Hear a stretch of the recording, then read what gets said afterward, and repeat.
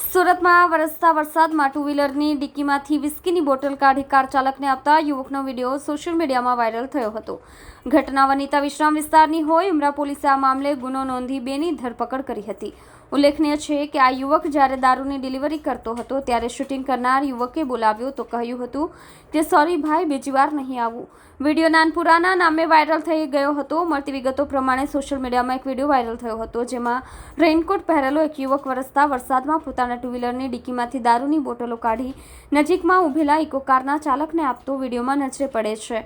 જે વિડીયો નાનપુરાના નામે વાયરલ થયો હતો અને પોલીસ આ મામલે હરકતમાં આવીને ગાડી નંબરના આધારે તપાસ કરી હતી. પોલીસ તપાસમાં વિડીયો વનિતા વિશ્રામની પાછળનો નીકળ્યો. આખરે આ વિડીયો ઉમરા પોલીસની હદમાં અઠવા ગેટ વનિતા વિશ્રામની પાછળનો હોવાનું પુરવાર થયું હતું. જેથી ઉમરા પોલીસે આદર્શ પછાત વર્ગ સોસાયટી પાસેથી કપિલ જેઠાલાલ પટેલ રહે માછીવાડ નાનપુરા અને મોહિત મહેશ પટેલ રહે આદર્શ પછાત વર્ગ સોસાયટી ઘોડદોડ રોડને પકડી પાડ્યા હતા. વિસ્કીની 4 બોટલ મળીને કુલ ₹2.52 લાખનો મુદ્દામાલ જપ્ત. પોલીસે ઇકો, જુપિટર અને વિસ્કીની 4 બોટલ મળીને ₹2.52 લાખનો મુદ્દામાલ જપ્ત કર્યો હતો.